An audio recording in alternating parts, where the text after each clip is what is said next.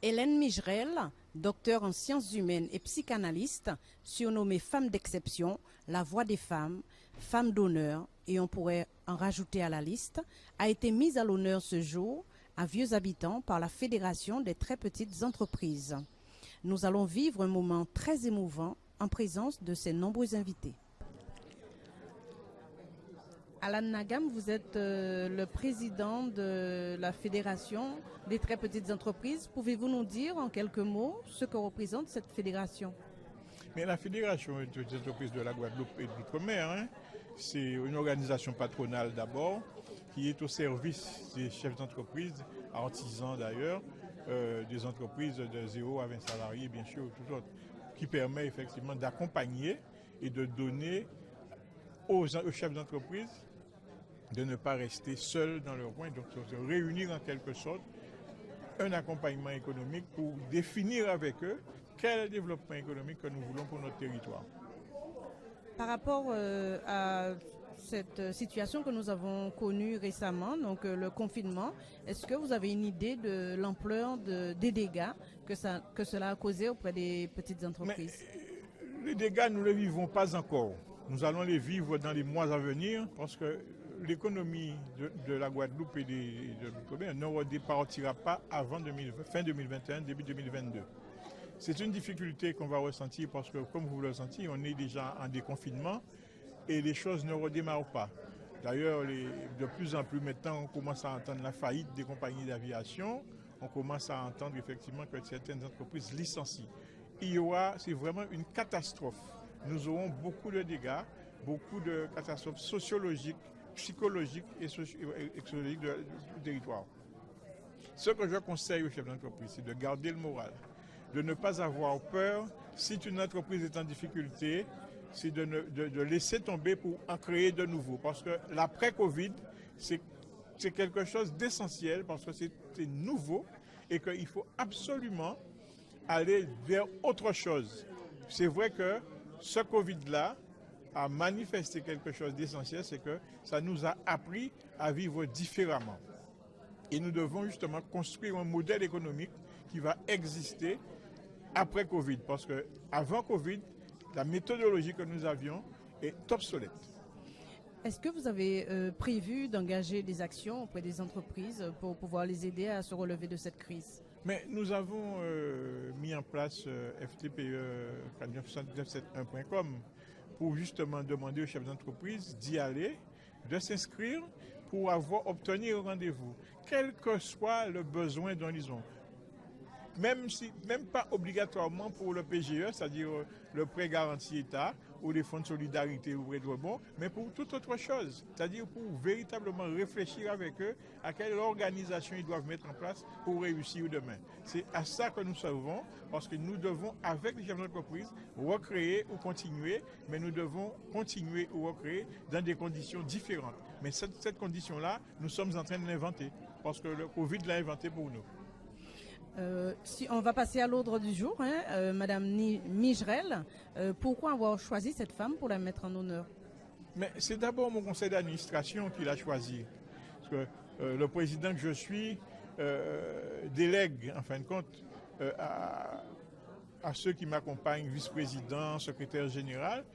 Et les femmes, effectivement, ont voulu me porter avec mon conseiller Richard Vidouin. Ils ont voulu me porter cet acte que j'ai trouvé magnifique, merveilleuse et que c'était nécessaire. Et il fallait que nous puissions, en tant que chef d'entreprise, qui aujourd'hui, nous savons la fragilité du chef d'entreprise avec les burn-out, chefs d'entreprise, les vrais, et leurs salariés. Les autres, les fonctionnaires ont perçu tous les mois leur salaire.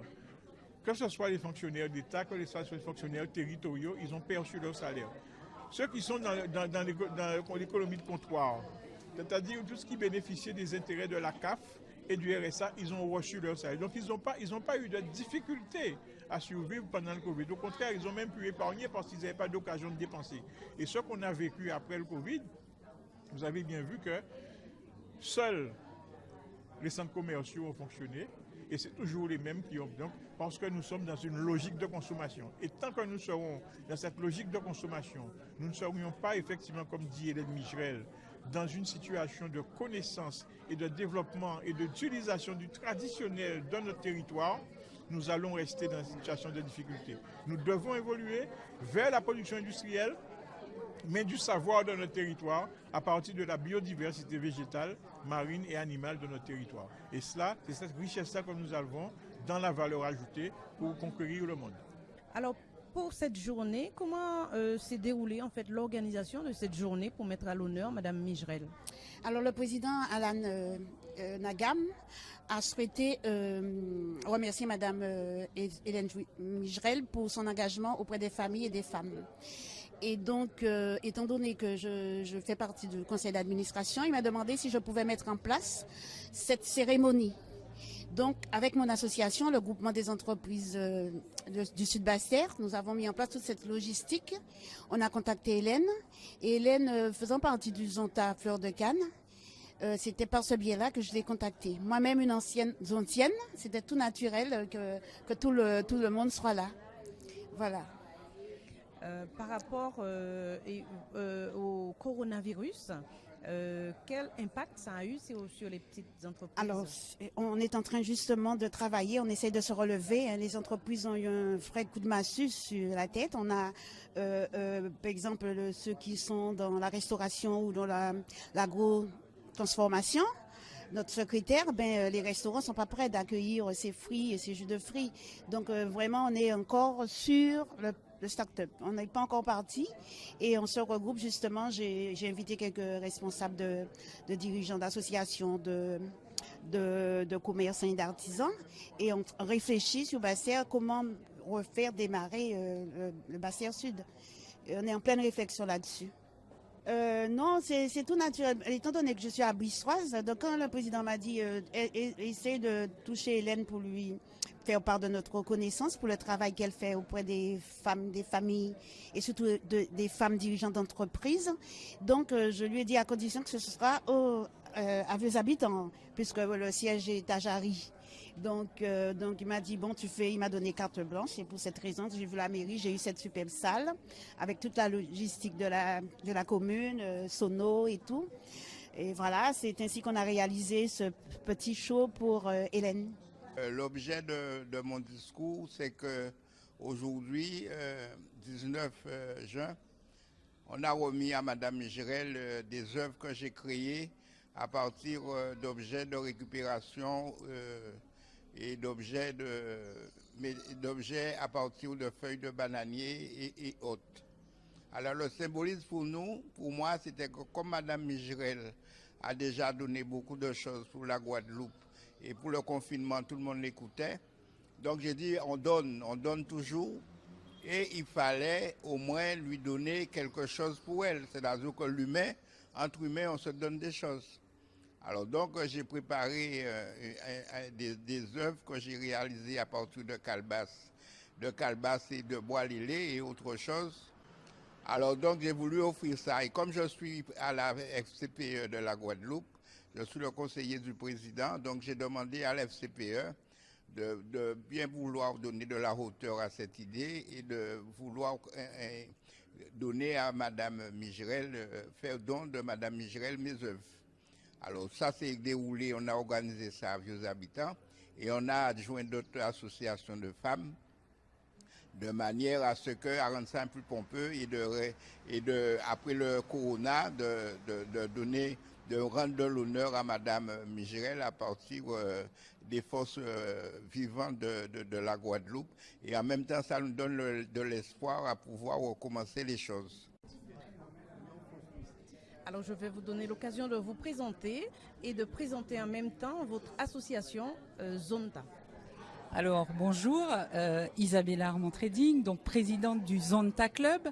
Le Zonta Club est un club service international qui existe déjà depuis 100 ans et qui œuvre dans l'amélioration des conditions des femmes. Et nous sommes très honorés aujourd'hui d'être associés avec la FTPE pour honorer une femme qui représente le Zonta, parce que Le Zonta, ça veut dire femme d'engagement, femme d'exception. Et Madame Migerel est une femme d'exception et surtout qui a chevauché depuis notre création à nos côtés pour défendre les sujets comme la lutte contre les violences faites aux femmes qui font partie de nos chevaux de bataille malheureusement. Alors, quelles sont les différentes actions que vous menez pour pouvoir défendre ces femmes qui sont en difficulté? Alors, nous travaillons en parallèle avec les associations de victimes. Nous travaillons également parce que nous avons donc dans notre club service des femmes avocates. Nous sommes aussi partenaires de la Banque alimentaire qui, par le biais des associations, peuvent apporter de l'aide à certaines femmes qui quittent tout pour échapper à leur bourreau et qui font appel à nous et à nos connaissances. Mais nous avons surtout commencé depuis l'année dernière une tournée de la Guadeloupe. Nous avons déjà été accueillis par notre commune bien-aimée Bémao, qui est notre ville d'implantation, mais aussi Saint-François, Saint-Claude, et bien sûr notre prochaine étape, ça va être Vieux-Habitants. Alors, par rapport au coronavirus, au confinement, est-ce que vous avez eu des femmes qui ont fait appel à vous durant ces moments de confinement pour traiter des problèmes, en fait des difficultés familiaux? Alors, nous n'intervenons pas directement. Elles vont faire appel aux associations de victimes. Mais c'est vrai que nous sommes aussi des femmes connues, des femmes publiques. Donc c'est vrai, et à titre personnel, j'ai eu à mettre en contact la fille d'une amie avec cette association parce que tout juste au début du confinement, elle a subi des violences et a dû se réfugier chez ses parents. Donc, quel dernier mot vous pouvez adresser aux femmes, donc, pour les aider en fait à se dévoiler et à ne plus vivre ces moments difficiles seules? Alors, la femme, nous la voyons sous plusieurs angles. Nous voyons effectivement la femme victime, mais un des grands combats du Zonta, on a dit que c'était l'amélioration des conditions des femmes. Et donc, c'est aussi demander aux femmes de se respecter parce que les femmes sont des mères, les femmes ont du potentiel, les femmes sont capables aujourd'hui de faire des métiers d'hommes. Les femmes ne sont pas contre les hommes, les femmes vivent avec les hommes, mais les hommes doivent respecter les femmes. Madame Migerel, pouvez-vous nous dire votre impression? Qu'est-ce que ça vous a fait d'avoir cette journée de mise à l'honneur? Écoutez, c'est un très très bel hommage rendu par la Fédération des moyennes et des petites entreprises. Je n'aurais pas imaginé que des chefs d'entreprise pensent à moi et me rendent un si grand hommage. Ça m'honore vraiment et je me dis que je suis honorée parce que ça couronne le travail que je fais, ça couronne ce que je dis de nous-mêmes ici et ailleurs. Ça couronne mon implication et mon engagement à promouvoir la culture antillaise partout où je passe. C'est, à mon avis, quelque chose d'assez exceptionnel. Parce que je suis reconnue dans le monde intellectuel, je suis reconnue dans une dynamique effectivement où les gens ont l'habitude de parler, d'écrire. Mais dans le monde de l'économie, c'est quand même fantastique. Fantastique, ça veut dire tout simplement que ces personnes qui composent le monde de l'économie, ces personnes sont à l'écoute aussi de ce qui se fait et de ce qui se dit. Ces personnes font partie de la réalité antillaise de la culture et elles sont touchées par ce que je dis d'elles. C'est très important. Je parle des femmes et des hommes. Quand je suis arrivée ici, ma première impression, c'était qu'il y avait une évacuation de l'homme et du père.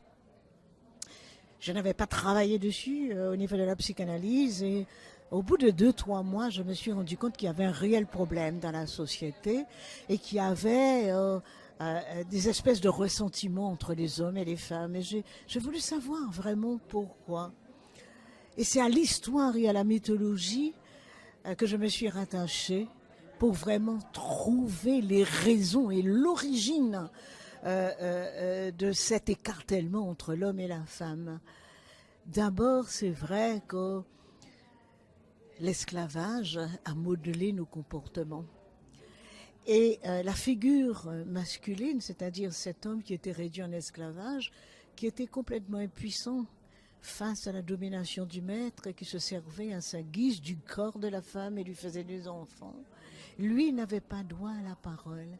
Et cette femme a quelque part intégré cet homme comme étant incapable de prendre sa défense, sa propre défense et celle de ses enfants. Première chose. Deuxième chose, dans l'imaginaire antillais, le père est blanc, puisque c'était lui le propriétaire de tous les petits qui naissaient sur l'habitation.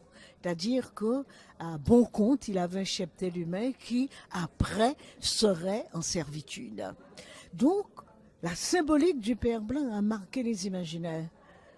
Troisième critère, cette femme qui était violentée, à un moment donné, quand les enfants qui étaient clairs, je parle de Pochapé, sont nés, ils étaient libres.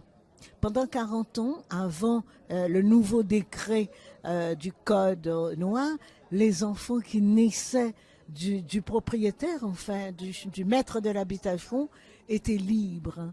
Ce qui fait que ces enfants à Pochapé allaient à l'école. Ils possédaient l'écriture et la lecture.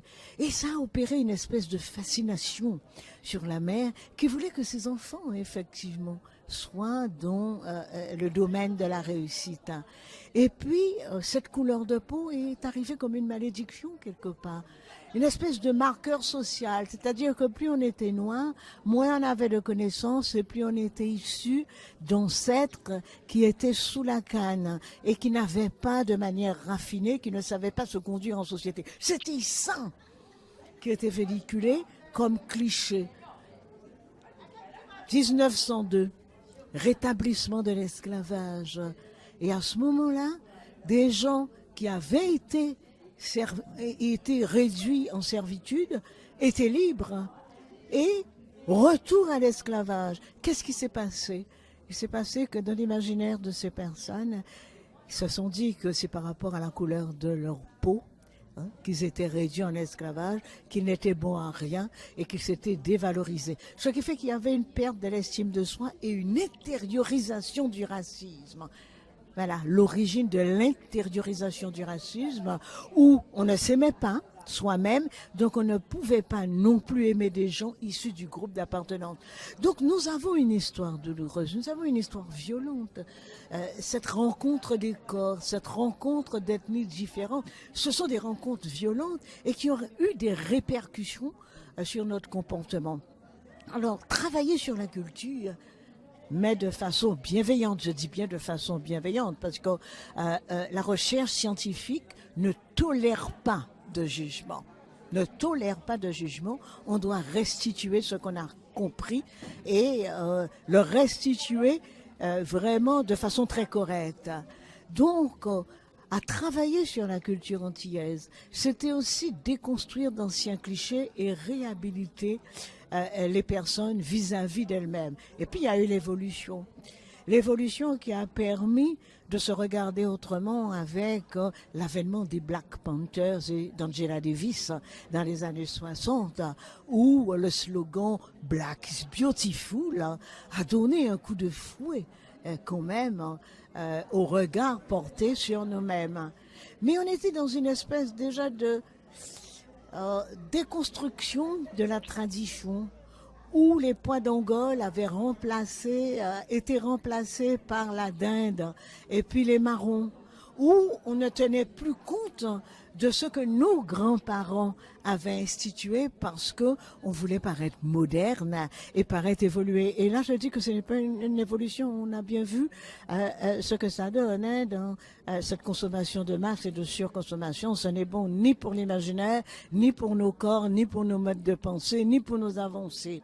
Mais cette déconstruction de nous-mêmes a eu une espèce de rebond avec ce qui se passait aux États-Unis, on a pris conscience et il y a eu une espèce d'accordage à la tradition. On a vu revenir dans les années 70 le boudin noir, le petit pâté, les ignames babon, et puis toute cette cuisine traditionnelle de Noël qui aujourd'hui est valorisante parce qu'elle fait partie de nous-mêmes.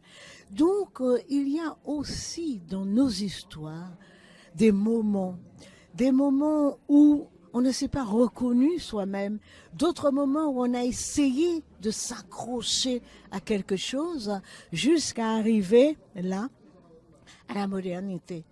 Alors pour certains, ils sont passés de la tradition à la modernité sans emprunter de passerelle, comme je disais tout à l'heure, et ça a été une catastrophe parce qu'ils ne connaissent pas trop la tradition ou ils s'en défient. Ou alors, la modernité, c'est une utilisation à outrance. Ce qui est important aujourd'hui, ce qui est important de retenir, c'est que nos enfants, nous devons leur donner des moyens de savoir qui ils sont. Parce que aucun peuple, aucun être humain en état d'amnésie ne saurait décliner son identité. La question identitaire revient toujours au premier plan et c'est important. Je dis que oui, nous faisons partie de l'humain nouveau. Nous avons aussi des critères de réussite. Nous avons aussi une vision immense du monde. Mais nous ne devons jamais nous perdre en nous oubliant, en sachant d'où nous venons. Et si nous ne savons pas d'où nous venons, nous ne pouvons pas savoir où nous allons. Donc la mission, je parle de mission de l'intellectuel aujourd'hui, c'est effectivement d'informer la cité, d'informer sans cesse et sans cesse, afin de proposer des réponses aux questionnements identitaires, ce qui est très important. Alors, nous avons des petits groupes, je vois les rebelles, ces groupes d'enfants qui, depuis 2009, se sont identifiés au LKP, aussi avec une revendication identitaire forte, une espèce de volonté d'exister et d'être entendu. Et je dis enfin, nous sommes arrivés à ce point de prendre conscience de nous et de nos propres valeurs. Seulement persistent encore quelques petites zones d'ombre, c'est que nous ne nous autorisons pas à dire ce que nous faisons par modestie. Je viens de rappeler que la modestie est une tare dans nos sociétés. On a tendance à dire mais oh là, vraiment, elle n'est pas modeste. Il a quoi? Eh bien, quand bien même, il vaut mieux croire en soi que de ne pas savoir dire ce qu'on fait et de ne pas laisser la place à d'autres, parce que si nous reculons, les autres vont avancer. C'est à nous d'occuper les places importantes parce que nous en avons la capacité dans ce pays-là. Alors mon combat, c'est celui-là. Mon combat, c'est accompagner les hommes et les femmes pour leur permettre d'avancer, de savoir qui ils sont et de réussir. Il y a une réussite indéniable. Regardez tous ces petits qui vont prendre des prix au Canada, des prix de construction scientifique. Tous ces petits qui aujourd'hui ont quand même des diplômes enviables.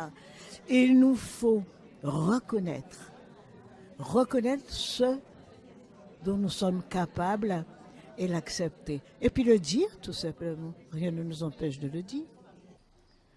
Nous avons passé un agréable moment plein d'émotions avec Madame Mijrel. Reportage de Max Darlis et Sandra Bic.